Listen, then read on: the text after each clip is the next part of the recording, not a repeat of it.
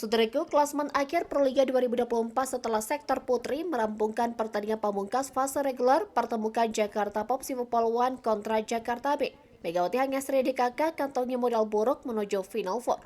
Berlangsung di Gor Terpadu Pontianak, duel penutup Proliga 2024 sektor putri fase reguler Jakarta Popsi Poluan versus Jakarta Bin berkesudahan dengan skor 3-1 pada Minggu 23 Juni malam.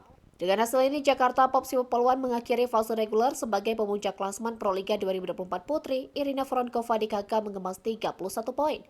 Tercatat dari 12 laga fase reguler yang dilakoni Popsi Poluan, skuad asuhan Coach Lardi hanya menelan 2 kekalahan saja. Sisanya mereka sapu bersih dengan kemenangan.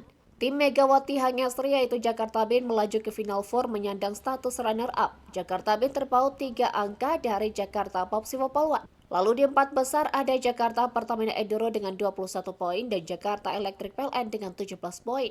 Keempat tim di atas berhak lolos ke babak Final Four Proliga 2024. Final Four Proliga 2024 sebagai gerbang terakhir menuju partai final berlangsung dalam 2 putaran. Putaran pertama Final Four Proliga 2024 berlangsung di Gor Bung Tomo, Surabaya pada 4-7 Juli, sedangkan putaran kedua perebutan tiket final Proliga berlangsung pada 11-14 Juli di Gor Jatidiri, Semarang.